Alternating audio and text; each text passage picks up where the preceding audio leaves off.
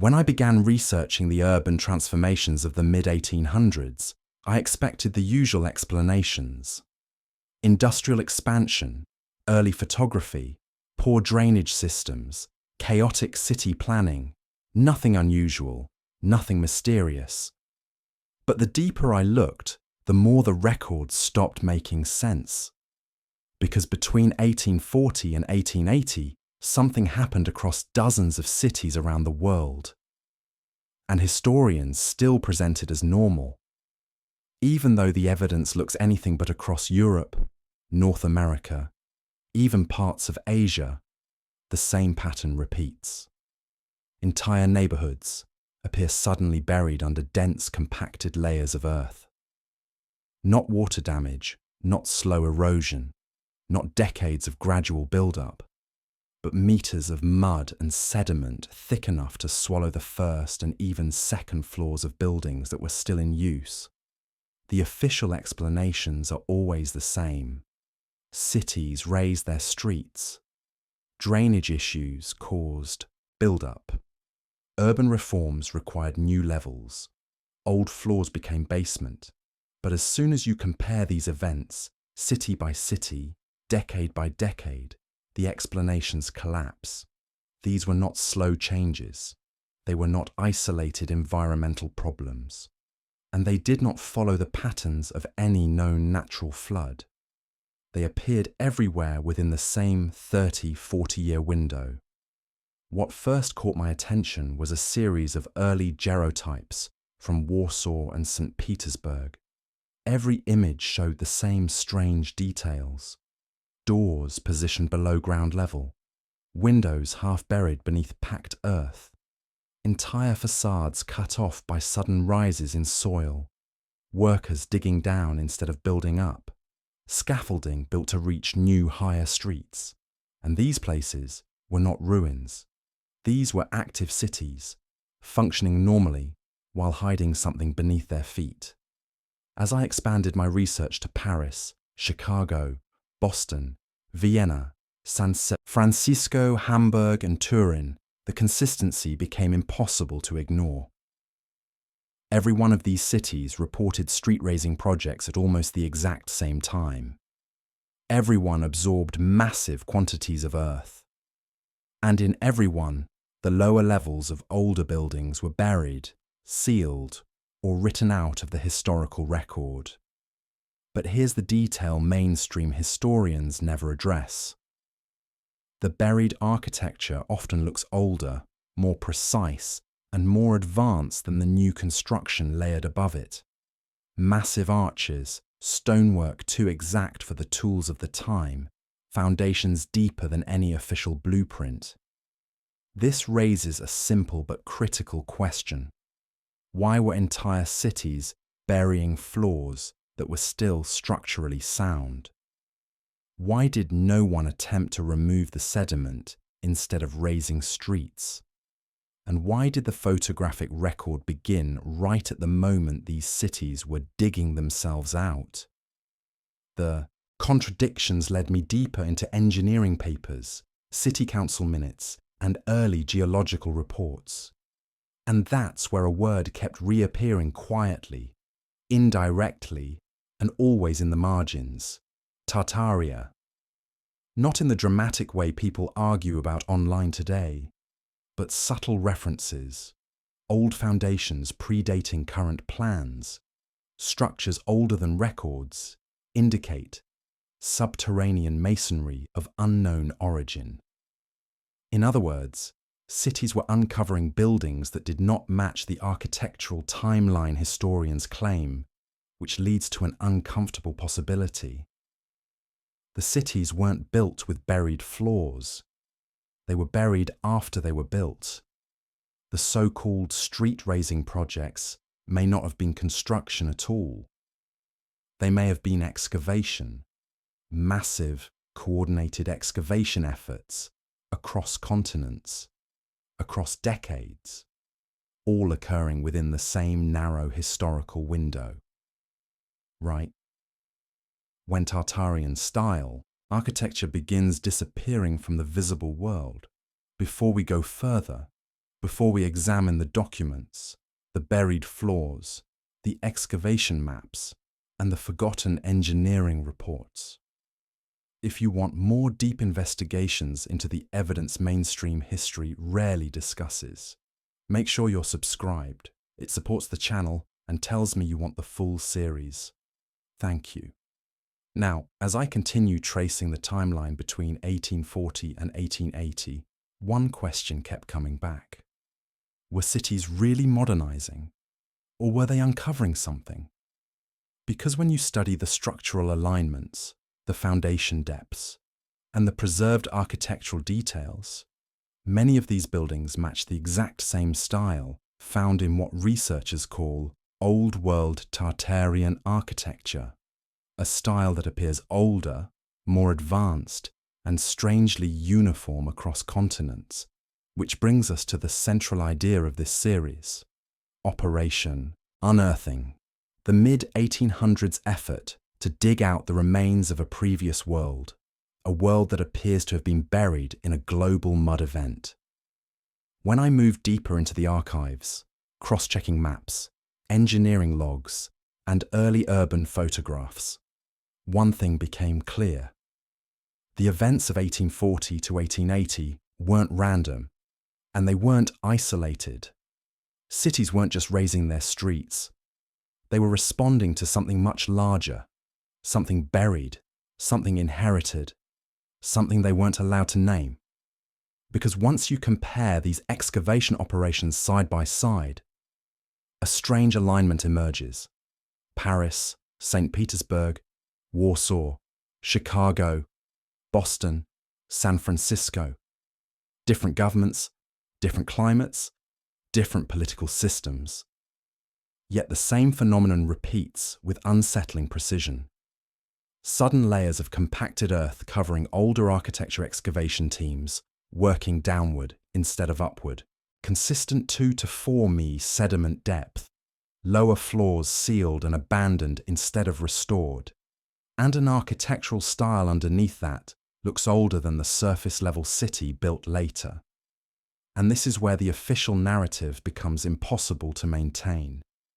Because if a single city experiences unusual flooding, fine. If 2 cities report sediment buildup, that's still plausible. But dozens of cities across continents exhibiting identical burial depths, identical excavations, identical architectural anomalies, that's not coincidence, that's coordination. And it forced me towards something I didn't expect to confront so early in this research. The Tartarian connection. Not the exaggerated internet versions, not the sensationalized myths, but the architectural consistency. Because the buried floors in these cities share the same hallmarks. Advanced masonry, oversized arches, window ratios far older than 19th century design foundations, deeper, thicker, and more precise than what 1840 engineers could achieve, and symmetry patterns that match structures attributed to the so-called Old World. To historians, these are just classical influences. But classical influences don't explain buried 3-story arches. They don't explain identical window patterns in cities that never shared architects. And they do not explain why this older style is always the layer that ends up underground. At this point, 2 possibilities remained. Either these cities all experienced natural disasters of identical magnitude within the same decades, or they were digging out the remains of a previous civilization whose architecture didn't fit the narrative. The deeper I went, the more the second option started making sense. City engineers in the 1850s complained repeatedly about encountering unexpectedly deep foundations. Some notes even describe discovering rooms below the recorded base level. Newspapers occasionally mentioned ancient stone layers uncovered during street improvement. Most of these references are brief, 1 sentence, 2 sentences, and then never mentioned again, almost as if they weren't supposed to be mentioned at all. And then there's the strangest pattern of all. Cities never removed all the mud. They removed just enough to restore street access, but left entire underground levels permanently buried. Why leave full floors underground if the goal was sanitation or improvement? Why not restore the buildings to their original height? The answer appears in the silence of those official documents. Because digging deeper risked exposing something older, something that didn't match the 19th century timeline. And that brings us back to Tartaria, not as a mythical empire, but as a suppressed architectural period whose remnants appear everywhere right at the burial layer. Structures in St. Petersburg, Warsaw, Chicago, Paris, Vienna, Lisbon, Istanbul, all showing what alternative researchers call old world design signatures. The scale, the geometry, the precision, the material quality. These features don't align with the resources or techniques of their supposed builders, but they do align with each other, even across continents. As I continued studying the photographic record, one more detail emerged. Every time a city dug down into this buried layer and exposed these older structures, the immediate next step was always the same.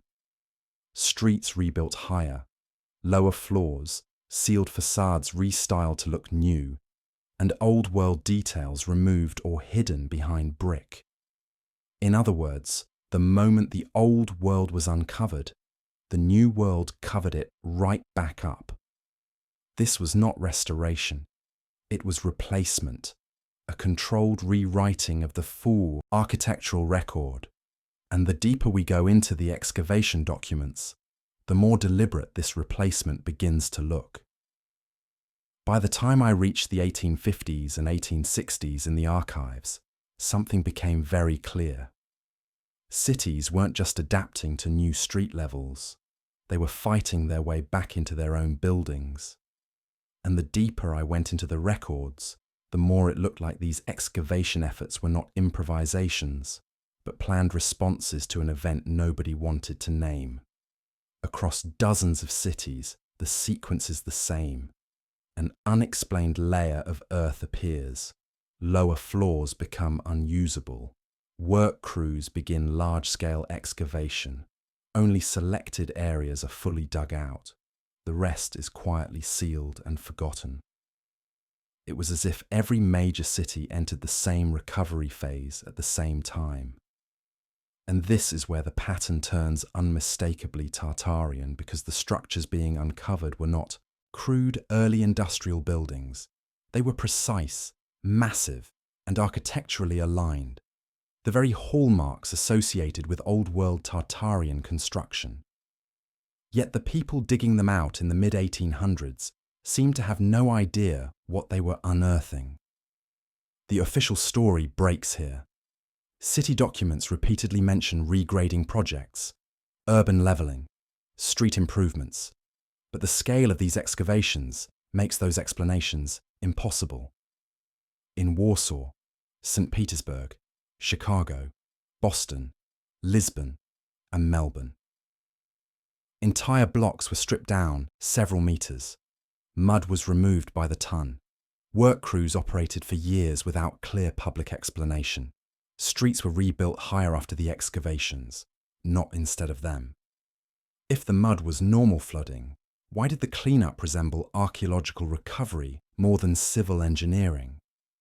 Why were the deepest levels left buried? And why did every city respond to the mud in almost the exact same way? Evidence of a coordinated effort. I began comparing council minutes, contractor logs, and engineering notes from multiple cities, different languages, different governments, different continents. But the instructions were eerily similar. Uncover the entrance, clear lower arches, stabilize buried floors, restore access to the original level. This wasn't about designing new infrastructure. It was about freeing older infrastructure from whatever buried it. A global excavation disguised as modernization. So, who gave the order. Because here's the strange thing. Many of these cities were young, politically unstable, or recovering from conflict. They did not have the money, manpower, or coordination to launch excavation efforts of this scale on their own. Yet during a 30-year window, they all somehow managed to hire tens of thousands of workers, transport millions of tons of earth, rebuild entire districts, and reshape their city layout from the ground up, all without proper documentation, and all while pretending it was just street improvement. When a pattern is this synchronized, it is no longer accidental. Someone or something was directing this recovery. Whether the orders came from imperial authorities, international engineering societies, or a coordinated post-disaster response, the timing and consistency imply a centralized effort. And that effort focused on only one thing: unearthing old world structures that the flood had buried. The Tartarian connection becomes unavoidable. As more of these lower floors were exposed, the reports begin mentioning oversized windows below ground, arches discovered beneath street level, sealed chambers uncovered, unmapped corridors extending under districts, and foundations deeper than the records indicate. These are not characteristics of mid-1800s construction. They match the exact features found in buildings associated with Tartaria. Deep foundation engineering, ground-level windows that appear too large, perfect stone symmetry, repeating geometric layouts, extensive sub-basements, and inexplicable uniformity across continents. So either 19th century builders were constructing advanced, perfectly patented architecture and then immediately burying it, or they were uncovering architecture that was already there. And the photographs support the second scenario because the earliest images show workers removing earth, not adding it. The silence after excavation is even stranger. You would think that after uncovering entire floors of advanced architecture, historians would document it, newspapers would report it, governments would study it, but instead, nothing. The excavations end, the cities move on, and the subject is erased from public conversation. It is as if the world agreed silently to never discuss what lay beneath the mud. And that silence aligns perfectly with Tartaria researchers' claims that the mid-1800s mud flood was not just a disaster, but a reset followed by a controlled recovery.